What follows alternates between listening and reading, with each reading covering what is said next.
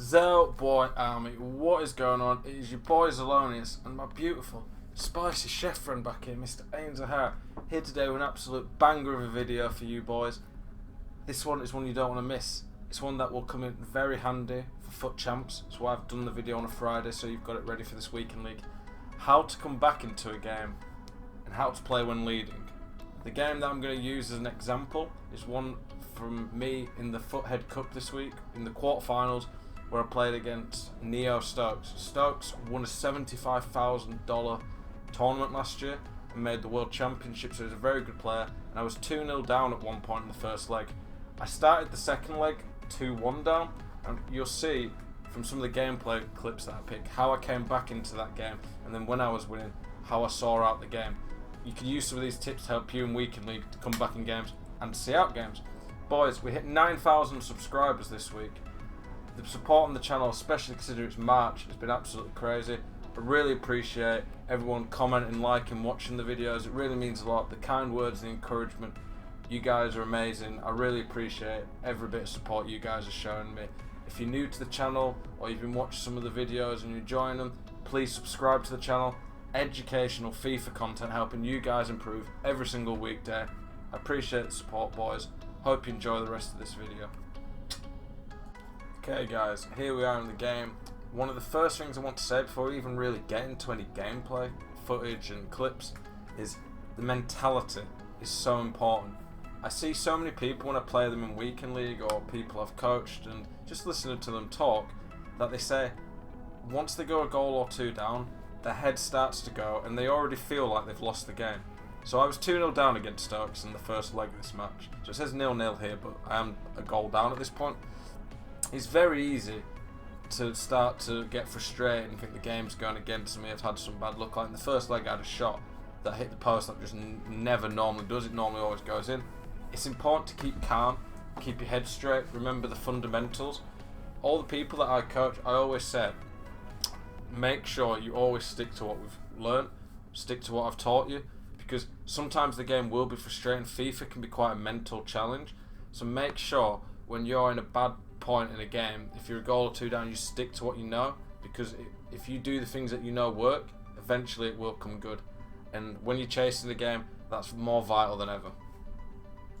One thing to note is that there's different stages of games. So if you're 4 goals down with 10 minutes to go, the game probably is over. If you're 2 goals down with a half to go, the game's not over. If you're a goal down with 80 minutes to go, the game's nowhere near over. Managing the game management in FIFA is so important. Knowing when is the right time to go really attacking. I talk about in all my tactics videos that I only go to my ultra press 4-4-2 attacking if I'm 2 goals down with like a half to go or a goal down with about 30-20 minutes to go. I don't drastically change how I play unless there's a drastic need in the game. So in this game I'm only 1 goal down. Just watch it. There's nothing particular about this clip that's magic. It's just I'm not forcing things, I'm not forcing it to my striker, I'm not panicking, I'm still playing the same way. I know what works, I'm not panicking, I'm making sure that even though I'm losing, I'm still trying to create the chances that I know work. That there was a chance that probably should go in. If we watch that, R9 there, that normally goes in. It's a very good save. At the near post, normally the keepers get beat there. Again, that would have been very easy for me mentally to just start thinking it's not my day, I'm getting unlucky, the game's not on my side. But it's important to know, unless the game's nearly over and you're still losing, don't drastically change how you play. Keep calm, keep doing the things that work. An obvious key component of when you're chasing a game is how do you press? How do you play from behind? Do you go super aggressive? No, unless you are really far behind. I've got a 4-4-2 tactic that I think I did in late January. The ultimate pressing tactic, I think it's called. I would recommend going to check that video out. That I'd say that's what I go to when I'm really far behind in a game. But when you're chasing a game, it's still important to make sure you keep shape, hold your position, and don't start to make lots of stupid mistakes. I find one of the things that people do that they're just awful at game management is when they're losing, they just completely go out the window, they just start making stupid mistakes, pulling them out of position. It just becomes so easy to break them down. Holding shape is so vital. It's something I talk about all the time on defending. You do not have to be the best in the world at right stick switching or reading the game. If you just don't dive in, don't make lots of mistakes, don't give up silly gaps, you are going to be so much harder to break down than the average FIFA player. My philosophy on defending is my opponent has to do something special to get a goal against me. Okay, sometimes they might get something stupid, you might get bad luck on the game that gives them an easy goal. But it's so vital that you don't give up easy goals, that you make your opponent work for your goals. Because most people don't. Most people give me easy goals. Just watch this here. I don't start dragging men crazy out to shit. I'm pressing him a bit more. You can see here with Marcelo. Marcelo's my CDM. And if I was winning this game, I would probably be dragging Marcelo there or there to cover the gap. But because I'm losing and Stokes wants to keep it more possession, okay, I start to press him a bit more.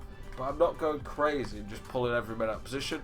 The pressure Marcelo puts on, Stokes probably shouldn't lose the ball here, but the pressure Marcelo puts on forces him into a pass that I intercept here. And I win the ball back, I've kept my shape, and I've not given any silly chances by going for something really risky. One good way of pressing people and forcing them into mistakes, almost forcing the game onto them a bit more when they're trying to keep the ball against you, is the offside trap. Now, the offside trap comes with this important caveat.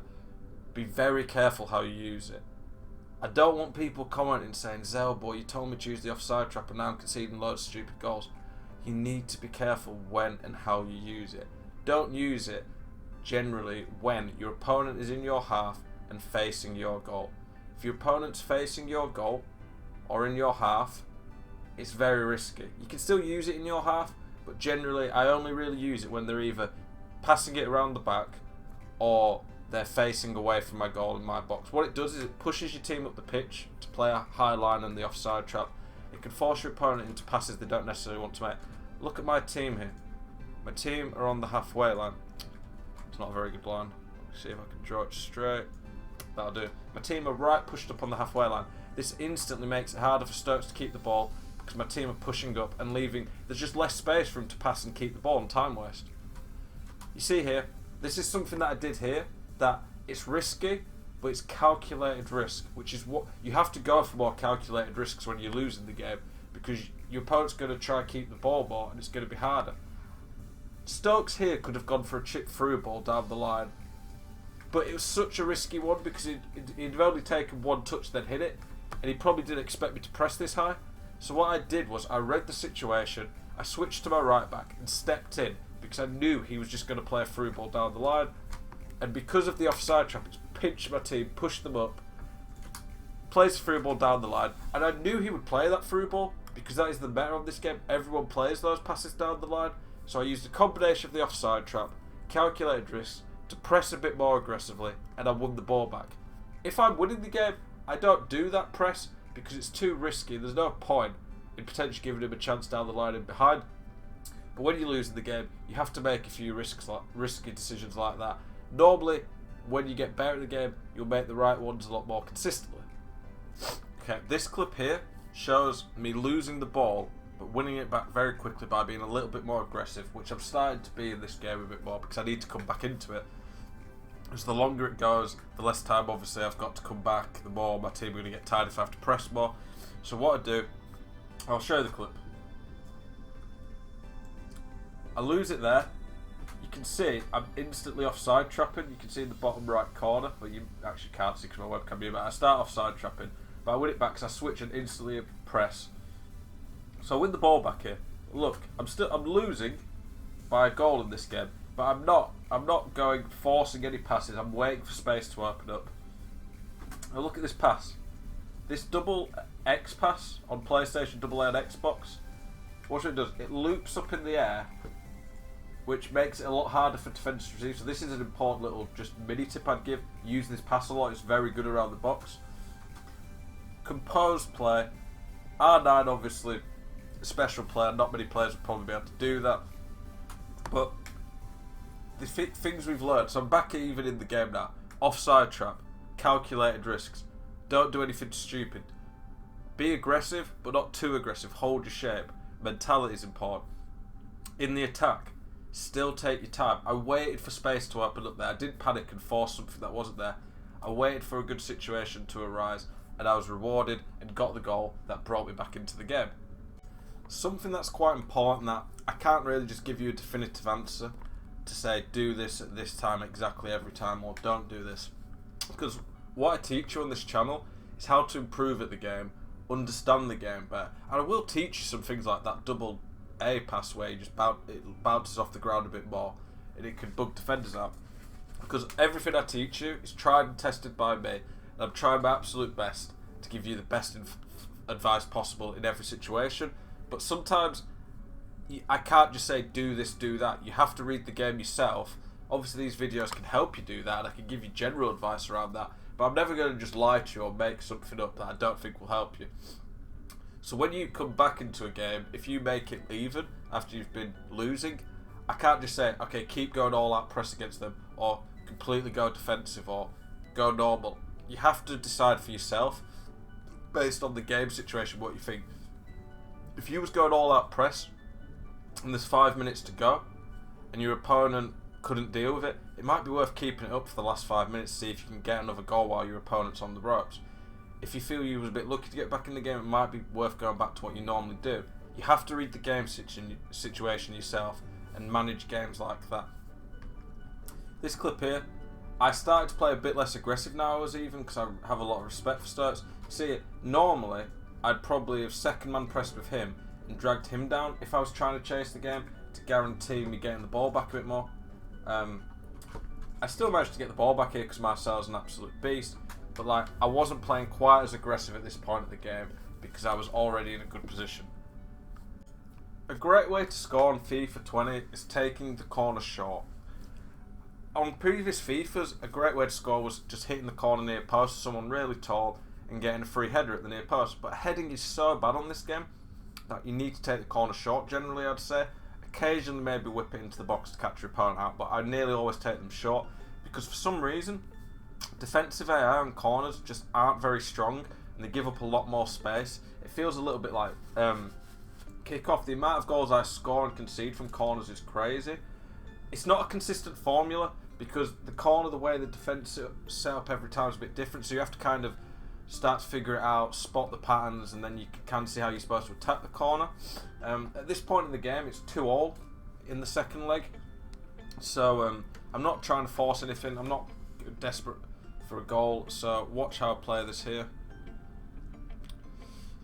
I beat the man at the near post. There's nothing really on at this point, but if you look, him, so Mbappe R9, David Luiz, we're all starting to peel off into a bit of space because the defensive AI is just not picking them up. I'm playing it safe, there's still no options, but look here. I've kept the ball, his team are all over there. Mbappe's down here. So what I do is I work the space, pass it into Mbappe, take a touch, set it onto his right, finesse it into the far corner, and now for the first time in nearly 150 minutes, I am leading the game. And it becomes a very different situation. But all this came from keeping my head in a good place, good mentality, not doing anything stupid, doing the fundamentals of FIFA, playing it properly, and it's put me into a good position. Okay, a little bit of a longer clip here, but now we're moving into the game management stage of how to play when we're leading a game. I'm not going into my ultra possession tactic yet. That's the 4-2-3-1-2. Well, I've showed that on videos before, but I'm not going into like a time wasting tactic yet. I'm just going to play a bit slower, control the game a bit more, try use the space that opens up, and try force my opponent into pressing me a bit more. I also have the kickoff boost here. For anyone who doesn't know what that is, basically from kickoffs you have a lot more chance of scoring, it feels, because the defensive AI don't set up very well. You can see I'm just spreading the ball around, keeping the ball. It's 6 minutes into the second half. For some reason on the game, there's like if you keep the ball for 6-7 minutes, not too close to your opponent's goal, the team go into what I call super press mode. You can see his team there are all bombing forwards. So there, R9 gets a load of space. I've seen that I've got this space now because I've been patient, kept the ball. I pass it into R9, and now because he's made a run that I used with LB, he's running there. R9 can go there. It's very hard for my opponent to defend, especially with the kickoff. Turn him there, finesse it into the corner. I'm now 2 goals up, and at this point, when I'm playing someone very good, this is when, with only 1 half to go, I'll switch to my ultra possession tactic. I'm not going to be completely time wasting, but I'm going to be making it very hard for him to get the ball back and start to play a lot slower, because that's how you should play really when you're against a tough opponent trying to see out a game. One thing you probably noticed is from the previous clips, I had a lot less men behind the ball. When I'm trying to press the ball more and be more aggressive, I naturally have a tactic that pushes higher up the pitch, and I'm just being more aggressive manually anyway. You can see now, other than my striker, who's just, they can't come back on defence because they changed that one of the patches, but I also just use him as an outlet, so if I get the ball I can knock it up to if I'm under pressure. The furthest player up the pitch is that guy there.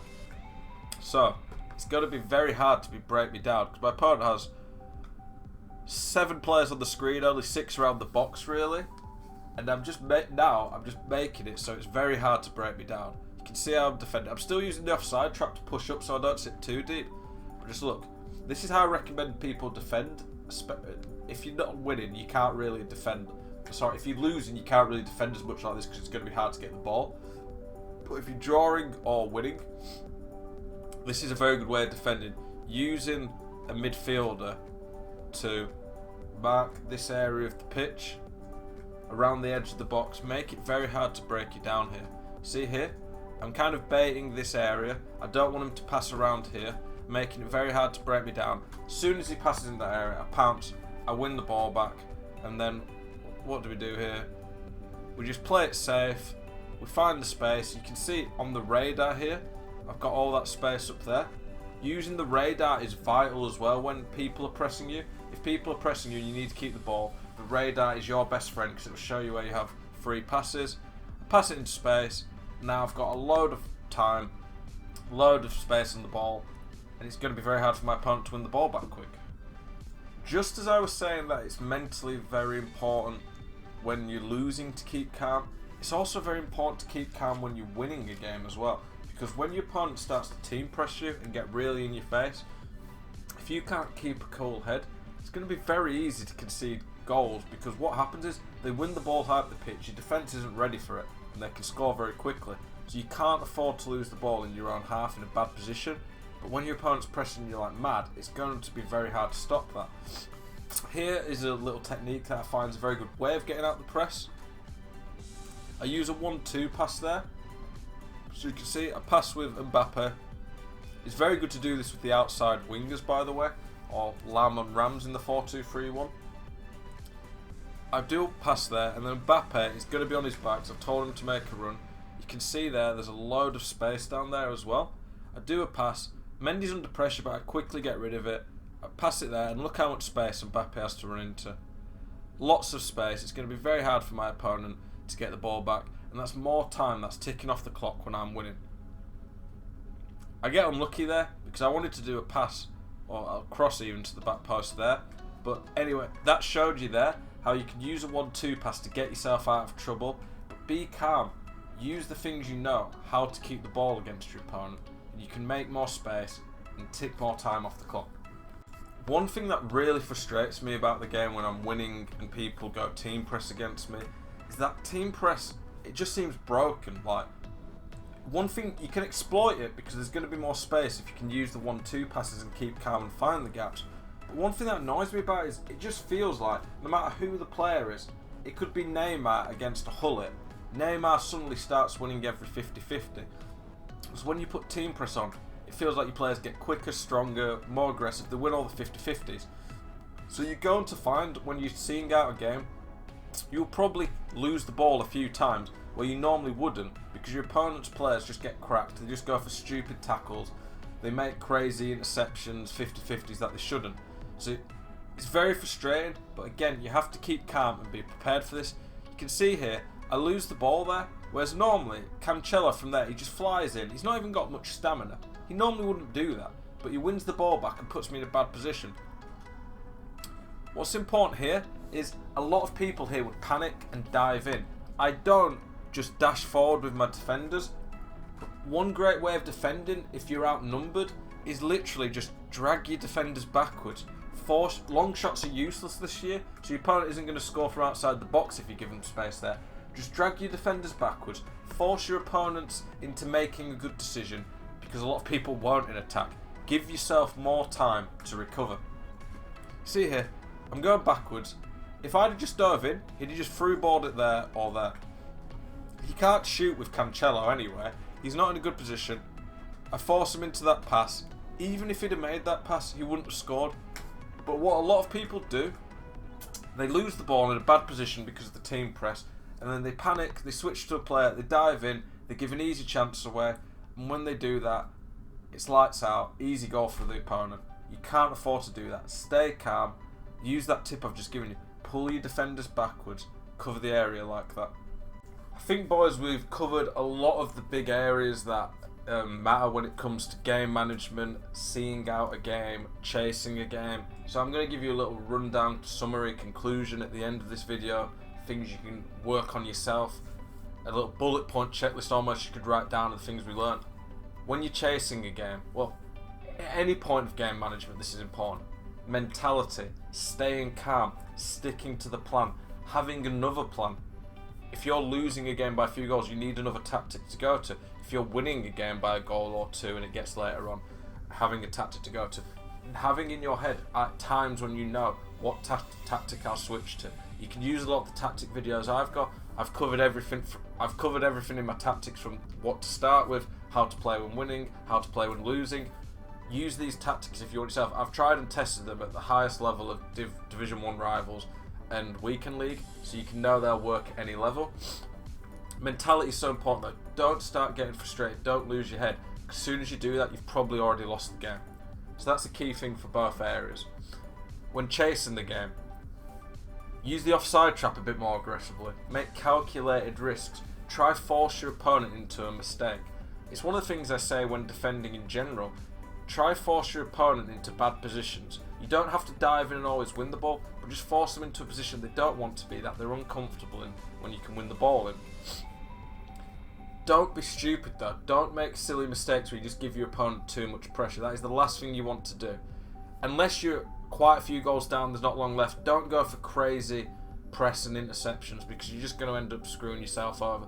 Don't go team press until later on in the game, because if you go too early, your stamina won't last and you'll be easy pickings later on in the game. But when chasing the game as well, unless you're quite a few goals down, also you attack. Don't force things. Do what works. Sometimes you might have just got unlucky. Keep doing the things that you know that works, so you can get yourself back into the game. When leading the game, don't necessarily go a full possession time waste too quick, because it can be very hard to get out of that mindset. If I go 2 goals up and I'm in the second half and I know the opponent's pretty good, I will go to my possession tactic. Use 1-2s. 1-2s are good in general for gameplay, but they're very good when you're being pressed for getting out of trouble. 1-2s are your best friend that are going to beat the press. Use the radar. The radar's going to help you a lot. You can use this at any point in the game as well. For defending, it's very good for reading the play. You can spot where someone has players free. What else did we discuss in the video? Having the tactic to switch to. When you lose the ball, when your opponent team presses, which will happen sometimes, making sure that you drop backwards. Don't just dive in and panic and give them an easy goal. Using the space that you get given. You might need to switch it up, play a little bit differently. Use things like ball rolls, drag backs to create more space. There's lots of different things that we covered in today's video, boys. I hope this has helped you out a lot with the game management. I appreciate you all watching this video. Any questions, please let me know in the comments. Anyone interested in a private coaching session where I go more in depth, can analyse your gameplay and your gameplay management, you can play games against me. If you're interested in that, please DM me on Twitter. That's a way you can book a private coaching lesson with me. I really appreciate all the support on the videos, boys. Thank you so much. Enjoy your evening and good luck in Foot Champs.